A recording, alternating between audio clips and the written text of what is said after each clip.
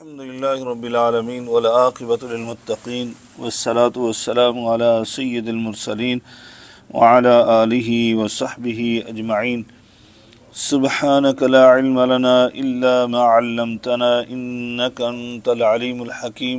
رب اشرح لي صدري ويسر لي أمري واحلل عقدة من لساني يفقه قولي.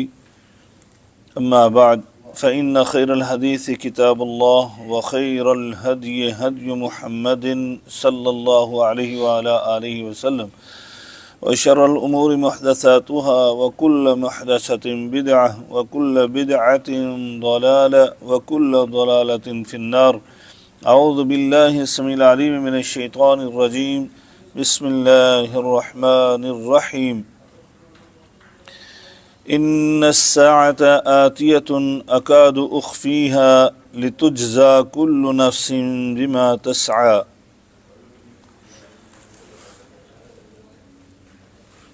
ہر قسم کی حمد و ثنا اللہ رب العالمین کی ذات بابرکات کے لیے. ان گنت لا تعداد بے شمار درود و سلام میرے اور آپ کے ہادی و رہنما جناب محمد الرسول اللہ صلی اللہ علیہ وآلہ آلہ وسلم کی ذات مبارکہ پر ہوں. سورۃ طٰہٰ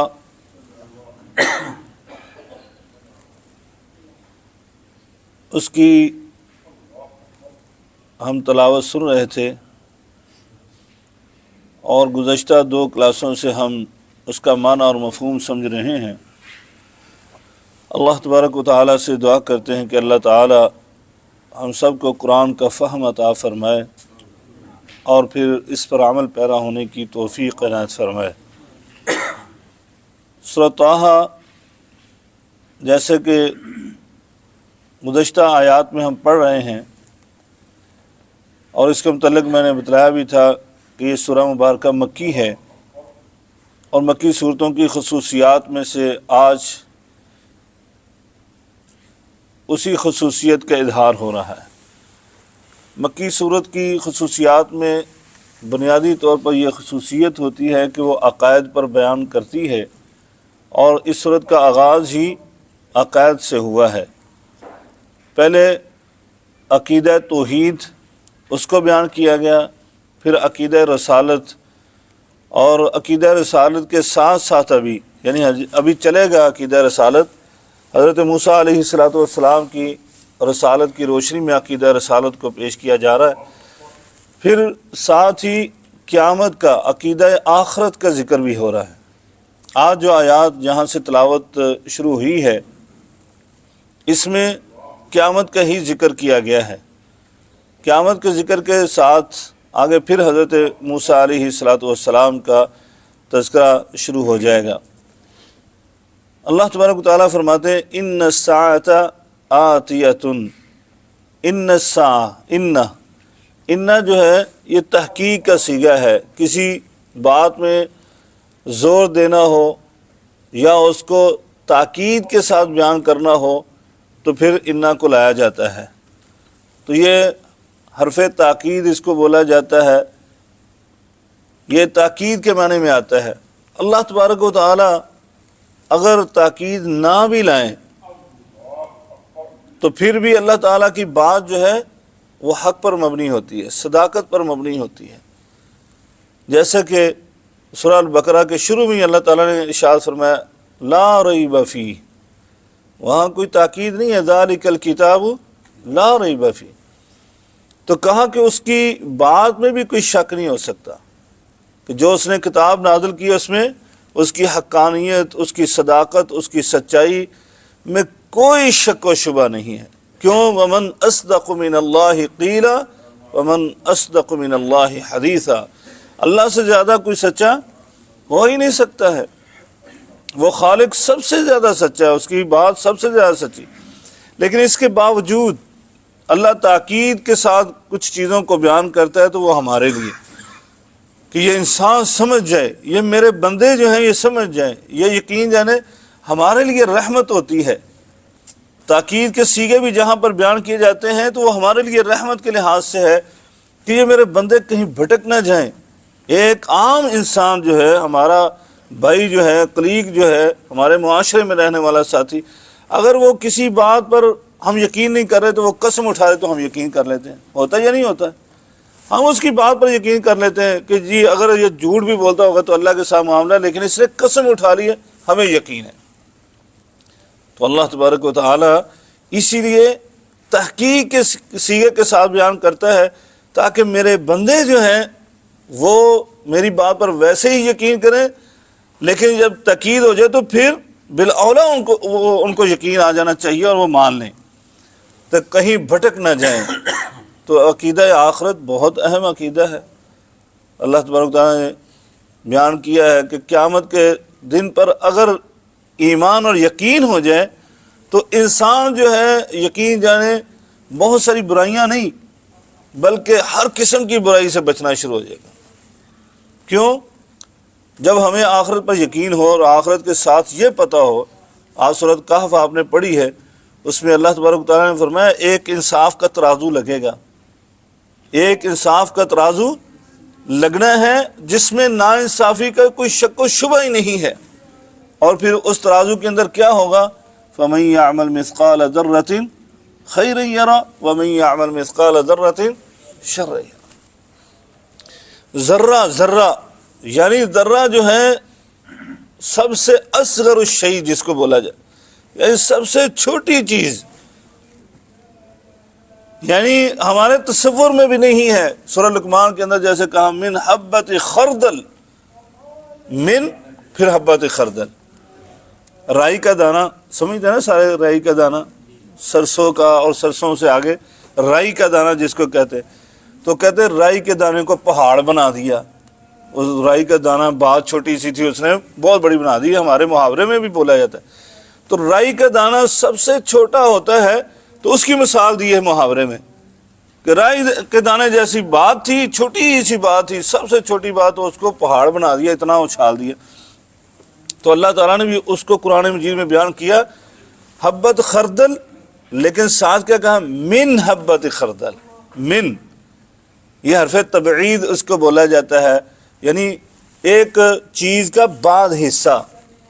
تو رائی کے دانے کا بھی بعض حصہ اگر اتنا بھی گناہ کیا ہے، یعنی رائی کے دانے کے برابر گناہ، بلکہ کہا من اس کا بھی ایک جز، ایک اس کو بھی توڑا جائے تو اس کا بھی ایک ذرہ جو ہوتے ہیں، ایک ذرہ من حبت خردل، تو کہا اس کو بھی اللہ تعالیٰ کہتے ہیں اس ترازو میں ہم لے آئیں گے. تو پھر کیا ہوگا؟ پھر اس کا حساب و کتاب ہوگا. اچھے عمل ہیں تو جزا ملے گی اور برا عمل ہے تو اس کی سزا ملے گی. تو جب یہ یقین ہو جائے انسان کو تو پھر کیا ہوگا؟ انسان برائیوں سے بچے گا یا نہیں بچے گا؟ انسان ان خرابیوں سے بچے گا کہ کل قیامت کے دن کہیں وبال جان نہ بن جائے. یہ تو عارضی زندگی ہے، وہ ہمیشہ کی زندگی، اس کے اندر ناکامی ہوگی تو کیا ہوگا؟ یہاں پر کویت کا ویزا لینے کے لیے کچھ جو شرائط حکومت قائم کر دے تو کیا ایک ایک شرط پوری نہیں کرتے؟ ایک ایک چیز ایک سگنیچر بھی ہو آدمی تو وہ بھی پورے کرنے پڑتے ہیں. ہوتا ہے یا نہیں ہوتا ہے؟ تو وہاں پر بھی ایسا ہی معاملہ ہے، وہاں پر بھی اس طرح کا سلسلہ ہوگا.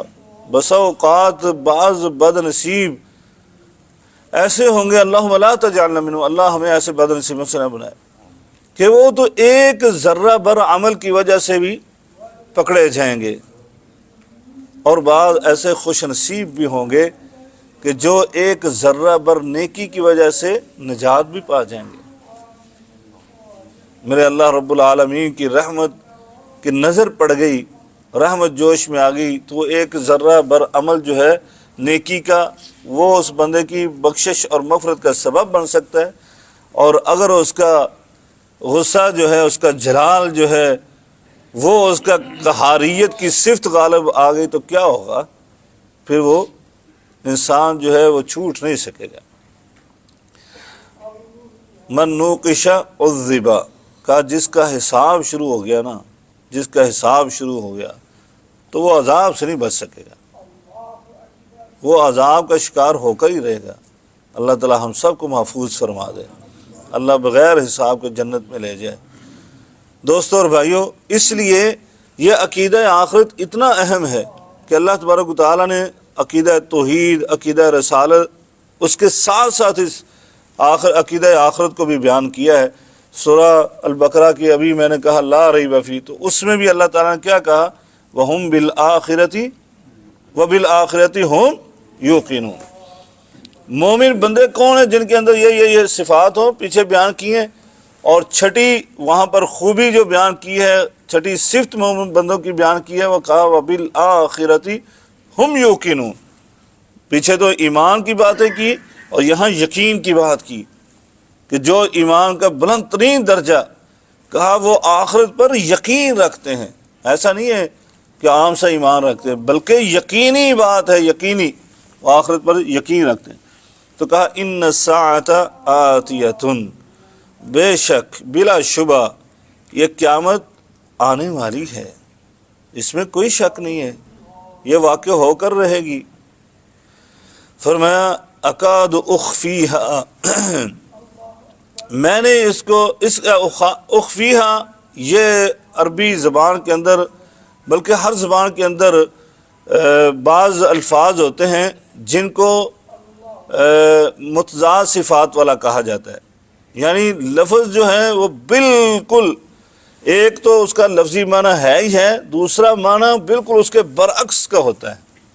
متضاد یعنی معنی ان کو بولا جاتا کہ اس کلمے کے اندر جو ہے دو معنی پائے جاتے ہیں، ایک معنی جو اس کا سمجھا جاتا ہے، جو معروف ہے عرف کے اندر، لیکن ایک معنی بالکل اس کے اپوزٹ جو ہوتا ہے اس کو لیا جاتا ہے۔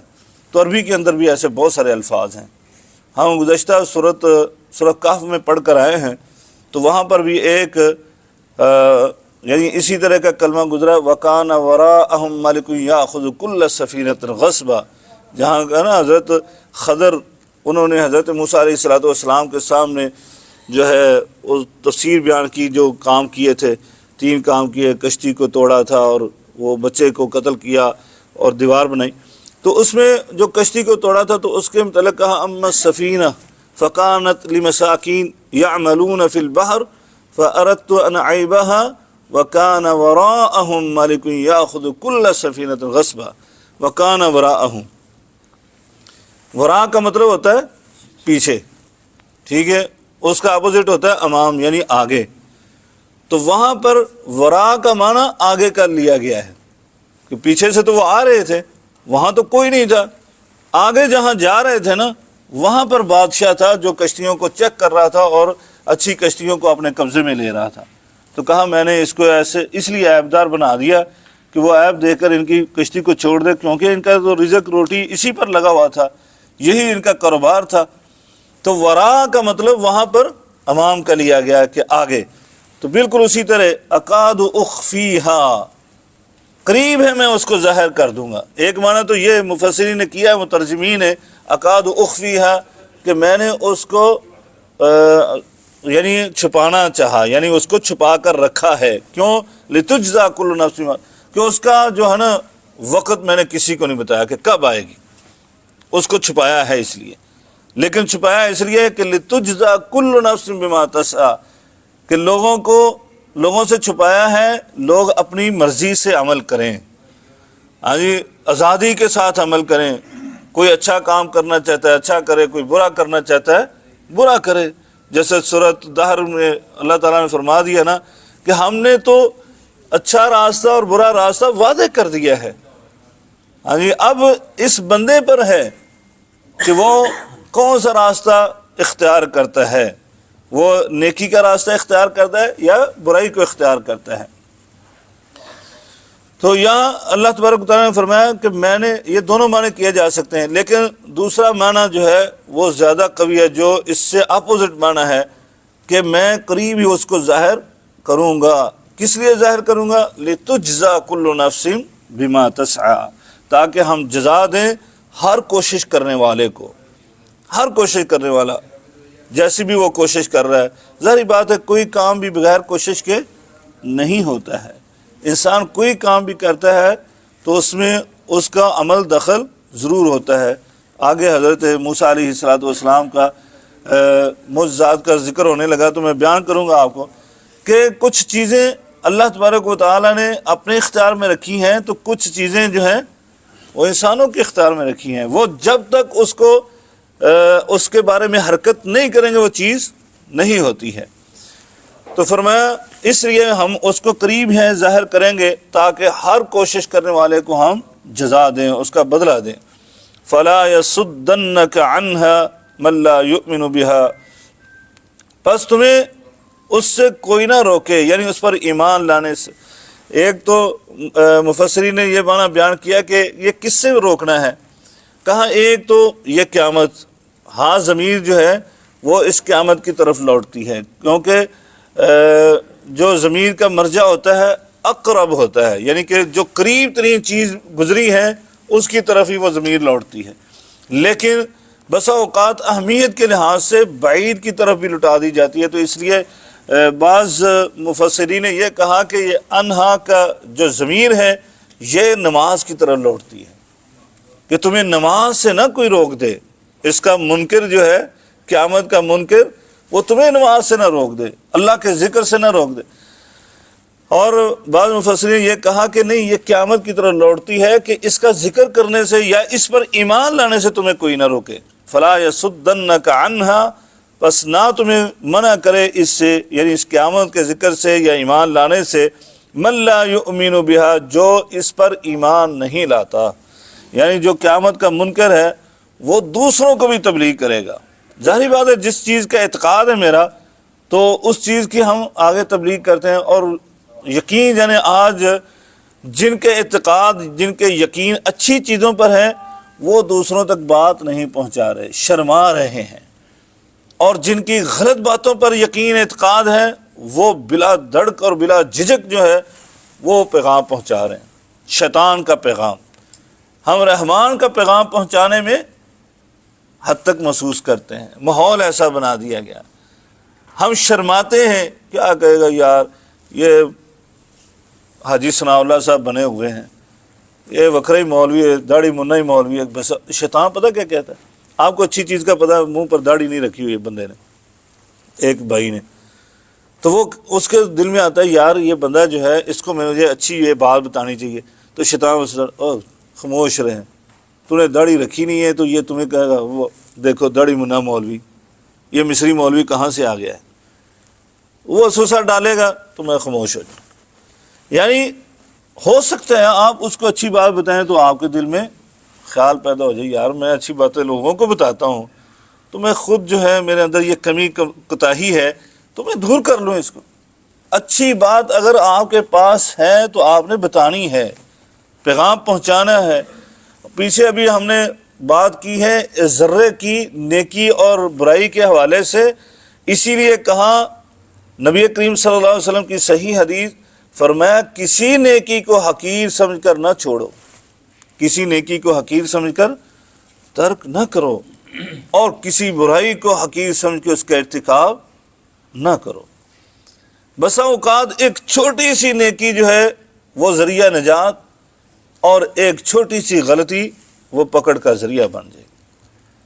آپ نے معروف حدیثیں سنی ہوئی ہیں اور نبی پاک صلی اللہ علیہ وسلم نے واقعات بیان کیے ہیں جو حقیقت پر مبنی ہیں۔ وہ ایک فاحشہ اور ناچنے گانے والی خاتون، اس نے ایک نجس مخلوق کو دیکھا ہے، پیاسی مخلوق کو، اس کو پانی پلایا، صرف پانی پلایا، تو نبی پاک صلی اللہ علیہ وسلم کیا فرمایا، فشکرھا فغفر لھا۔ اللہ تبارک و تعالیٰ نے کیا کیا، اللہ تعالیٰ نے اس اپنی باغیہ بندی کا شکریہ بھی ادا کیا اور پھر اس کی مغفرت بھی فرما دی۔ ایک نیکی، ذرہ بر نیکی ہے پانی پلانے کی۔ انسان کا پانی چھینا جا رہا ہے، انسان کو پانی نہیں پلایا جا رہا۔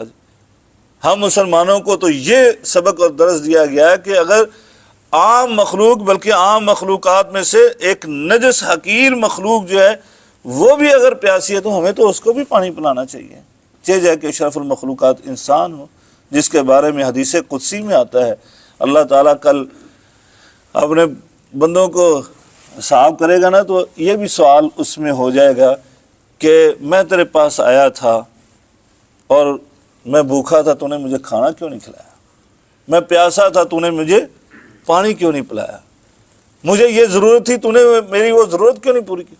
اللہ تو تو خالق تھا، تو تو مالک تھا، تو تو سب کو کھلانے والا رزاق تھا، تو سب کو پانی پلانے والا، تو سب کی ضروریات اور حاجات پوری، تجھے کیا ضرورت تھی؟ اور میں نے کب ایسے کیا ہے؟ کہا میرا فلاں بندہ آیا تھا تیرے پاس، وہ بھوکا تھا، تو نے اس کو کھانا نہیں کھلایا، وہ پیاسا تھا، تو نے اس کو پانی نہیں پلایا، وہ ضرورت مند تھا، حاجت مند تھا، تو نے اس کی ضرورت اور حاجت کو پورا نہیں کیا ہے۔ وہاں اس وجہ سے پکڑ ہو جائے گی، اس وجہ سے۔ اس لیے اسلاف کے متعلق آتا ہے نا کہ وہ کبھی کسی سائل کو خالی ہاتھ اپنے در سے نہیں جانے دیا کرتے تھے۔ تو لہٰذا ہمیں تو دوسری مخلوقات کا یعنی حقیر سی بلکہ نہیں پانے۔ اسی حدیث کے اندر فرمایا، اس چیز کو بیان کرتے ہوئے کہا اگر تمہارا مسلمان بھائی تم سے ملتا ہے تو تم پتہ کیسے ملو؟ خوش اخلاق، چہرے پر مسکراہٹ طاری کرتے ہو۔ کہا یہ جو تم نے اس کا اس مسکراتے ہوئے چہرے کے سارے استقبال کیا نا، یہ تمہاری طرف سے صدقہ ہے، اللہ تبارک و تعالیٰ کو یہ بہت پسند ہے، اللہ یہ تمہارے لیے نیکی بنا دے گا۔ کیا جاتا ہے کہ ہم سے مصنوعی مسکراہٹ ہی اپنے چہرے پر پھیلا دیں کہ اپنے چہرے کے اوپر آپ خوشگوار اور ایک اچھے یعنی تاثر کے ساتھ جو ہے اپنے بھائی کو مل لیں تو وہ صدقہ اور آپ کے لیے نیکی اور حسنہ بن جائے۔ اللہ تبارک و تعالیٰ ہمارے اندر ایسا ہی اخلاق پیدا فرمائے۔ تو کہا من لا یؤمن بہا، جو اس قیامت پر ایمان نہیں لاتا، واتبع ہواہ فتردی، اور وہ اپنی خواہشات اس کے پیچھے لگا ہوا ہے۔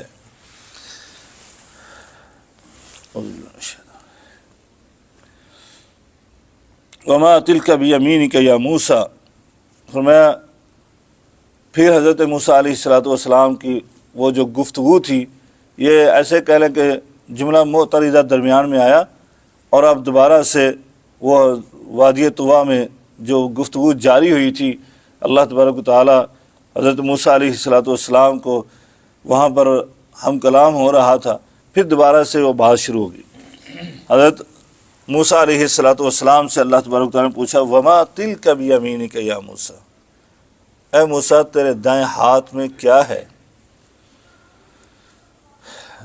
یعنی سب سے پہلی چیز تو ان آیات سے بہت سارے اسباق نکلتے ہیں جو ہمیں سمجھ آ رہے ہیں، تو وہ آپ کے سامنے بیان کریں گے۔ قال ہی عصای، حضرت موسیٰ علیہ السلام نے جواب دیا، اللہ نے یہ سوال کیا وما تلک بیمینک یا موسیٰ، تیرے دائیں ہاتھ میں موسیٰ کیا ہے؟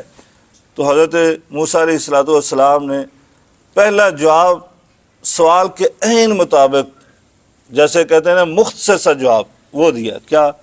ہی عصای، یا اللہ یہ میری لاٹھی ہے۔ یہاں سے کیا نکلتا ہے؟ سب سے پہلے تو یہ ہے بیمینک، دائیں ہاتھ میں لاٹھی پکڑنی چاہیے، اور یہ انبیاء کی سنت بھی ہے، نبی کریم صلی اللہ علیہ وسلم کی بھی سنت تھی۔ اور اللہ تعالیٰ جزائے خیر دے، یہ ایک اسی طرح بات ہوئی تھی، تو ہمارے ایک دوست ہیں نہیں بھائی یہاں پر رہے، تو جب بھی میں ان کے پاس جاتا ہوں تو عموماً انہوں نے مجھے 4-5 لاٹھیاں ہو گئی ہیں۔ جب بھی میں جاتا ہوں تو ایک سیالکوٹ کی بڑی اچھی سی قسم کی بنی ہوئی لاٹھی وہ دیتے ہیں مجھے۔ تو یعنی یہ نبی انبیاء کی سنت ہے، اور سنت بھی بائیں ہاتھ میں نہیں پکڑنا بلکہ دائیں ہاتھ میں پکڑنا۔ تو اللہ تبارک تعالیٰ نے پوچھا دائیں ہاتھ میں لاٹھی پکڑی ہوئی تھی تو کیا ہے؟ حضرت موسیٰ نے وہ جواب دیا فوراً۔ تو یہی کرنا چاہیے، جو پوچھا اس کا جواب فوراً دینا چاہیے، اور پھر آگے اس کی وضاحت کر دینا، یہ بھی اچھی بات ہے۔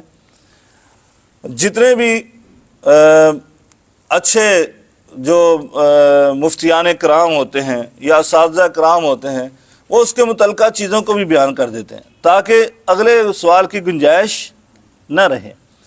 ام المومنین حضرت عائشہ صدیقہ رضی اللہ تعالیٰ عنہ سے صحابی نے سوال کیا کہ نبی کریم صلی اللہ علیہ وسلم کی رمضان میں عبادت کیسی ہوتی تھی؟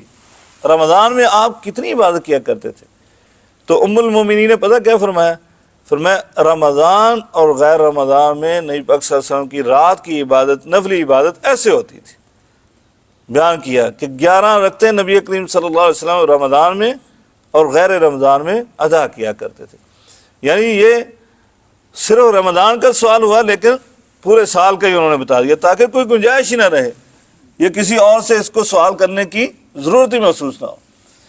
ایک بات تو یہ تھی کہ حضرت موسیٰ نے آگے بھی پھر اس لاٹھی کے خصائص اور جو اس سے کام لیتے تھے ان کو بیان کر دیا، لیکن دوسری یہ تھی حضرت موسیٰ علیہ السلام کیا چاہتے تھے کہ بات کو طویل کریں، کیونکہ بات کس سے ہو رہی تھی؟ بات ہو رہی تھی اپنے رب سے، اپنے خالق سے، تو یہ اس محبت اور شوق کی وجہ سے آپ نے بات کو طویل کیا۔ قال ہی عصای، بات تو یہاں ختم ہو گئی تھی کہ یہ لاٹھی ہے میرے ہاتھ میں، لیکن آگے آپ نے فرمایا اتوکا علیہا، اس لاٹھی سے میں کام کیا لیتا ہوں؟ پہلا کام یہ میرے کام آتی ہے، میں اس پر ٹیک لگا لیتا ہوں، اس کے سہارا بنا لیتا ہوں اپنا۔ وَأَهُشُّ بِهَا عَلَىٰ غَنَمِي، بکریوں کا چرواہا ہوں میں، اس کے ساتھ کیا ہے اپنی بکریوں کا چارہ جو ہے وہ درختوں سے جھاڑ دیتا ہوں، پتے جھاڑتا ہوں اس کے ساتھ تاکہ میری بکریوں کے لیے آسانی ہو جائے۔ وَلِيَ فِيهَا مَآرِبُ أُخْرَىٰ، یعنی چار جواب دیے، ایک تو میری لاٹھی، پھر میں اس پر ٹیک لگاتا ہوں، اس کو اپنے استعمال میں لاتا ہوں، پھر کہا میں اپنی بکریوں کے کام میں لاتا ہوں، پھر آگے کہا وَلِيَ فِيهَا مَآرِبُ أُخْرَىٰ، اللہ کیا کیا میں تمہیں بتاؤں، اس سے میں بہت سارے کام لیتا ہوں۔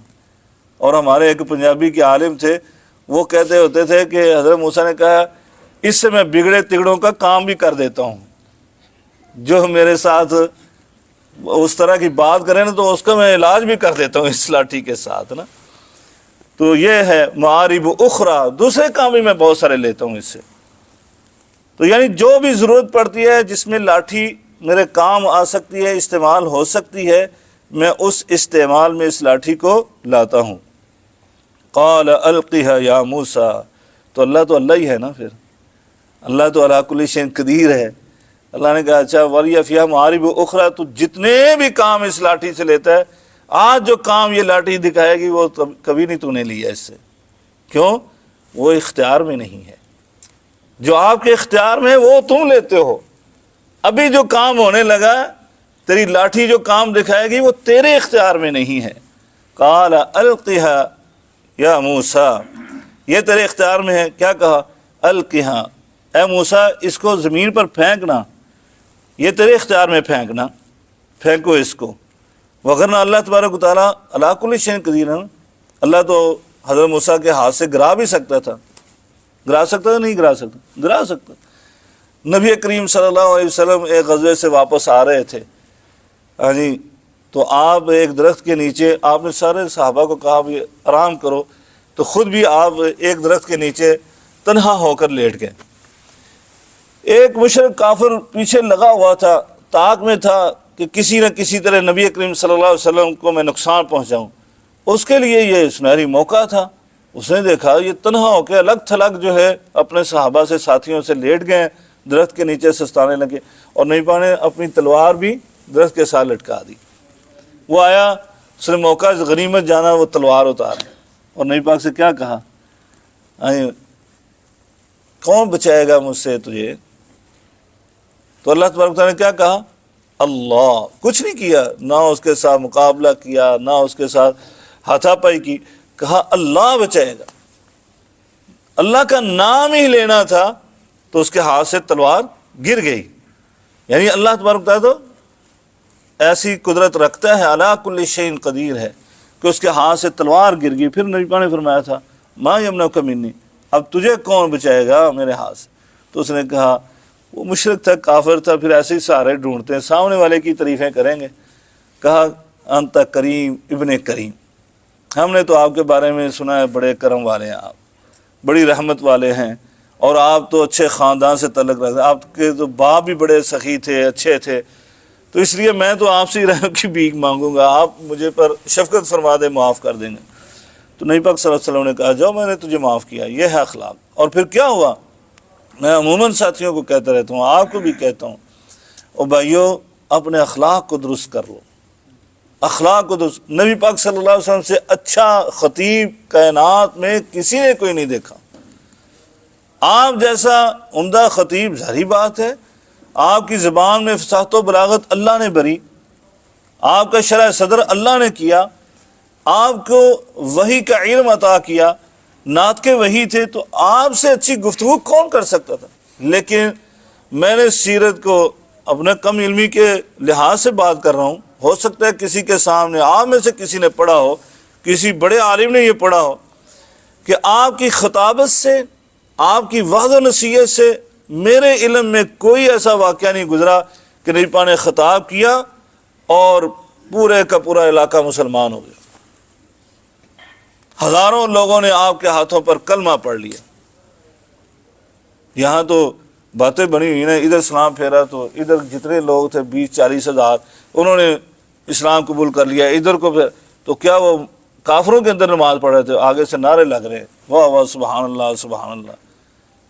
وہ سارے تو مریدین ہوں گے جہاں پر، تو کلمہ کنہوں نے پڑھ لیا؟ اتنے کافروں کے درمیان، ادھر بھی 40 ہزار ادھر بھی 40 ہزار، کافر ہی کافر تھے، ان کے درمیان میں اللہ کا ولی نماز پڑھ رہا تھا، سلام پھیرا، پہلے نماز دیکھ کر نہیں، سلام پھیرنے پر انہوں نے کلمے پڑھ لیے۔ اس طرح کی کہانیاں جو بالکل عقل کے منافی ہیں، اور پھر مشکا خیز جب اس کا ترجمہ پہنچتا ہے غیر مسلموں کے پاس تو وہ ہنستے ہیں، مذاق اڑاتے ہیں، کیا ہے یار یہ کیوں سی کہانیاں ہمیں سنا رہے ہیں؟ نبی کریم صلی اللہ علیہ وسلم کے یعنی وعظ و نصیحت سے ایک بندہ، 2 بندے، 4 بندے، 10 بندے یہ تو ایمان لائیں، لیکن پورے کا پورا قبیلہ، پورے کا پورا خاندان، پورے کا پورا علاقہ مسلمان ہو جائے، یہ وعظ و نصیحت سے نہیں ہوا۔ کس سے ہوا؟ کردار سے، اخلاق سے۔ نبی پاک نے معاف کیا نا، تو کیا کیا اس نے؟ وہ فوراً بھاگا گیا ہے، اپنے قبیلے والوں کو کہتا ہے یار میں تو دنیا کے سب سے احسن ترین انسان سے ہو کر آیا ہوں، مل کر آیا ہوں۔ کون سے؟ اس نے پورا واقعہ سنایا اور پورے قبیلے کو لے کر نبی پاک کی خدمت میں حاضر ہو کر اسلام قبول کر لیا۔ یہ اخلاق کے ساتھ، یعنی اخلاق ایسا ہونا چاہیے۔ تو اللہ تبارک تعالیٰ چاہتے تو حضرت موسیٰ کے ہاتھ سے بھی لاٹھی گرا سکتے تھے، لیکن یہ اختیارات اللہ نے اپنے بندوں کو دیے، تو بندوں کو ہی کہا استعمال کرو، یعنی اس لیے کہا القیھا یا موسیٰ، اس لاٹھی کو ذرا پھینکو نیچے، فالقاھا، جیسے ہی حضرت موسیٰ علیہ السلام نے اس کو لاٹھی کو پھینکا، فَإِذَا هِيَ حَيَّةٌ تَسْعَى، تو وہ ایک سانپ بن گئی، زندہ سانپ، یعنی تسعى دوڑنے بھاگنے والا، خیالی نہیں، تسعى بھاگ رہا تھا وہ۔ تو اب یعنی حیتن، یہ قرآن مجید میں اس لاٹھی کے حوالے سے 3 الفاظ استعمال ہوئے ہیں۔ ایک ہوا جان، جو جس کے متعلق یہ بیان کیا جاتا ہے کہ جان اس سانپ کو کہتے ہیں جو بالکل چھوٹا سا سانپ ہو، یہ چھوٹا سا سانپ۔ اور دوسرا لفظ ہے ثعبان، اور تینوں یہ لفظ بیان ہوئے ہیں۔ ایک جب سورہ نمل کے اندر جو ہے وہ جان کا لفظ استعمال ہوا ہے کہ چھوٹا سا سانپ بنا، حضرت موسیٰ علیہ السلام نے لاٹھی کو پھینکا تو وہ چھوٹا سا سانپ بن گیا۔ پھر ایک لفظ آیا ہے قرآن مجید میں ثعبان کا، ثعبان مبین۔ ثعبان کہتے ہیں بڑے اژدہا کو، جو بڑا سب سے سانپ ہوتا ہے اس کو بولتے ہیں ثعبان، عربی میں اس کو بولتے ہیں ثعبان مبین۔ اور تیسرا لفظ یہ ہے حیہ، حیۃ تسعی، یعنی وہ سانپ بن گیا۔ قرآن مجید کی فصاحت و بلاغت دیکھیں، تینوں الفاظ استعمال ہوئے ہیں، تو ان کی جمع کیسے ہوتا ہے، تطبیق کیسے ہوتی ہے؟ یہ ہے کہ جیسے ہی لاٹھی پھینکی تو وہ کیا ہوا؟ چھوٹا سا سانپ بن گیا، اور بالکل سانپ کی شکل جب اختیار کی تو بالکل چھوٹا سا سانپ ہوا، پھر وہ آہستہ آہستہ بڑا ہوا، ٹھیک ہے۔ اور ثعبان، وہ ثعبان اژدہا بن گیا۔ حیہ یہ دونوں پر بولا جاتا ہے، عمومی سانپ پر، چھوٹا ہو بڑا ہو اژدہا ہو، اس سب پر بولا جاتا ہے حیۃ تسعی، یعنی وہ ایک زندہ دوڑتا بھاگتا وہ سانپ بن گیا۔ یہ قرآن مجید کی فصاحت و بلاغت ہے۔ اور کہ جیسے پھینکی تو ایسا نہیں ہے کہ وہ بڑا سارا سانپ بن گیا فوراً ہی، نہیں، بلکہ چھوٹا سا ایسے اور پھر بڑا ہوتا گیا، اڑتا گیا، ہوتا گیا، اس طرح وہ سانپ بنا ہے۔ قال خذها ولا تخف، کہا اس کو پکڑو اب اس کو، ولا تخف اور ڈرو نہیں، کیونکہ یہ طبی ڈر جو ہے نا خوف، یہ کوئی وقار کے یا بہادری کے یا شجاعت کے منافی نہیں ہے، کیونکہ اور بہت سارے لوگ یہ اعتراض کرتے ہیں نبی کو تو سارا کچھ پتا تھا تو پھر وہ اسے ڈرا کیوں ہے، بہت ساری ایسی چیزیں ہیں جو اعتراضات کے لحاظ سے بیان کرتے ہیں۔ ایسا نہیں ہے، یہ طبی ڈر خوف جو ہے یہ انسانی فطرت کے اندر اللہ تبارک تعالیٰ نے رکھا ہوا ہے۔ یہ ڈر اور خوف وہ ڈر اور خوف نہیں ہے جو کہتا ہے بندہ کہ میں دشمن سے نہیں ڈرتا ہوں، وہ مجھے مار بھی دے تو کچھ نہیں ہوتا۔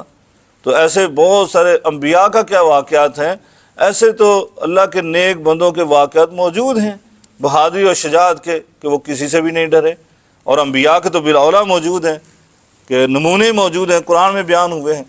لیکن ایک طبی ڈر خوف جو ہے نا وہ انسانی فطرت کے اندر ہے، اور وہ کسی کے بھی شرف اور مقام اور بہادری اور شجاعت کے منافی نہیں ہوتا ہے۔ آپ نے جیسے سانپ دیکھا تو ایسے آپ اس سے اور ڈرے اس سے، تو اللہ تبارک تعالیٰ نے کیا کہا، خذھا ولا تخف، اے موسیٰ پکڑو اس کو، ڈرو نہیں۔ سنعیدھا سیرتھا الاولیٰ، ہم فوراً ہی اس کو کیا کریں گے، اس کی پہلی حیت پر لٹا دیں گے، یعنی آپ جیسے ہی اس کو پکڑو گے تو یہ لاٹھی بن جائے گی۔ تو یہ پکڑنا جو ہے یہ کس کے اختیار میں ہے، یہ اللہ کے اختیار میں نہیں بلکہ بندوں کے اختیار میں بھی ہے، ٹھیک ہے۔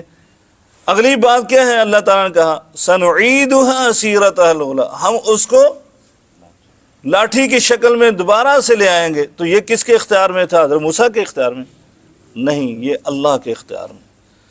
اور بلکہ اس سے بھی پہلے ولا تخف جو کہا، خذھا ولا تخف، حضرت موسیٰ علیہ السلام کو پتہ ہوتا کہ یہ میری لاٹھی جو ہے یہ سانپ جو بن گیا ہے اس کو میں پکڑوں گا تو یہ دوبارہ، تو ڈرتے آپ، خوف کھاتے آپ نہیں کھاتے، یا پہلے ہی پتہ ہوتا کہ میں پھینکوں گا تو سانپ بن جائے گی تو آپ کو کوئی خوف ہوتا، کوئی یہ ڈر کیفیت پیدا ہوتی، کچھ نہ ہوتا۔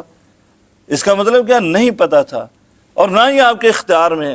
معجزات جو ہیں وہ انبیاء کے اختیار میں نہیں ہوتے۔ ہاں کرامتیں جو ہیں وہ آج کل کے مسلمانوں کے نزدیک ولیوں کے ہاتھ میں، ایسے ہی ہے نا، کرامت بھی کسی کے ہاتھ میں نہیں ہے، یہ معجزے کی طرح کا معاملہ ہے کہ اللہ کا ولی جو ہے اس کے ہاتھ سے کرامت جو ہے اس کا اظہار ہوتا ہے، لیکن یہ کسی ولی کے اختیار میں نہیں ہے کہ وہ فوراً ہی دکھا دے۔ لوگ مطالبہ کریں ہمیں کرامت دکھائیں تو وہ فوراً ہی اس کا اظہار کر دے، ایسا نہیں ہے۔ ایسا ہے کہ لوگ مطالبہ کریں تو میں فوراً دکھا سکتا ہوں جی، تو وہ کیا ہے، وہ شعبدہ باز ہے، وہ اللہ کا ولی نہیں ہے۔ اللہ کے ولی کو نہیں پتہ ہے کہ کب میرے سے کرامت رونما ہو سکتی ہے، ہاں جی، لوگوں کے مطالبہ کرنے سے، بغیر مطالبہ کرنے سے کچھ بھی ہو سکتا ہے۔ جیسے انبیاء اکرام علیہم الصلوۃ والسلام یعنی خود سے اختیار نہیں رکھتے، لیکن معجزہ رونما ہوتا ہے، تو یہ معجزہ بھی رونما ہوا ہے جو حضرت موسیٰ علیہ السلام کے اختیار میں نہیں تھا۔ وَاضْمُمْ يَدَكَ إِلَى جَنَاحِكَ، اور کہا کہ اب دوسرا معجزہ لے لو، وَاضْمُمْ اپنے اس ہاتھ کو، نئے ہاتھ کو کیا کرو، يَدَكَ إِلَى جَنَاحِكَ، یہ جناح پہلوؤں کو کہتے ہیں نا، ہاں جی، پہلو کو کہتے ہیں، کہا کہ اس کو اپنے اس پہلو میں لو۔ مفسرین نے اس کا ترجمہ کیا کہ پہلو تو پورا ہوتا ہے، تو بغل میں کہا کہ اس کو بغل میں لو، تخرج بیضا، اور پھر باہر نکالو، تو کیا ہوگا، یہ چمکتا ہوا باہر نکلے گا، بالکل وائٹ اور چمکے مارے گا، روشن ہوگا، من غیر سوء، بیماری سے نہیں۔ بعض بندوں کو یہ جو ہمارے ہاں بیماری ہوتی ہے پھلویری قسم کی، وہ اس کے ہاتھ پر ہو جائے تو وہ وائٹ ہو جاتا ہے، پورے جسم سے الگ تھلگ نظر آتا ہے، تو اس کے وہ برس یا پھلویری جو ہے وہ ایک بیماری ہے، وہ نظر آتی ہے، بندے کو پتہ چلتا ہے، وہ عیب دار ہوتی ہے، لیکن یہ عیب نہیں ہے، یہ چمکتا ہوا تیرا ہاتھ ہوگا، من غیر سوء، بغیر کسی بیماری کے، بغیر کسی عیب کے، آیتن اخری، یہ دوسرا معجزہ ہے۔ کہا لِنُرِيَكَ مِنْ آیَاتِنَا الْكُبْرَى، اس کے علاوہ بھی ہم تمہیں بہت سارے معجزات دکھانے والے ہیں، اور اس سے بڑے بڑے معجزات دکھانے والے ہیں۔ کیا بڑے بڑے معجزات، وہ ایک تو 9 معجزے بھی ہیں، اور بہت بڑا معجزہ تو یہ بھی ہے کہ آپ کو ہم پانی سے نجات دیں گے اور یہ جو فرعون جس کی طرف تم جا رہے ہو اس کو اسی پانی میں غرق کریں گے، جس کو اس نے اپنی ربوبیت کی اور رب العالی ہونے کی دلیل اور بنیاد بنا کر پیش کیا۔ کیا تم دیکھتے نہیں ہو میرے پاؤں کے نیچے سے یہ دریائے نیل بہہ رہا ہے؟ اسی پانی کے اندر ہم اس کو غرق کریں گے، اور بہت بڑی نشانی ہوگی تمہارے لیے بھی، اس وقت کی قوم کے لیے بھی، اور رہتی دنیا تک کے لیے ہم اس کو نشانی اور عبرت بنا دیں گے۔ اللہ تعالیٰ سے دعا کہ اللہ تعالیٰ ہم سب کو قرآن پڑھنے، سمجھنے، اس پر عمل کرنے کی توفیق نصیب فرمائے۔ اسی پر ہم اکتفا کرتے ہیں۔ وآخر دعوانا الحمدللہ رب العالمین۔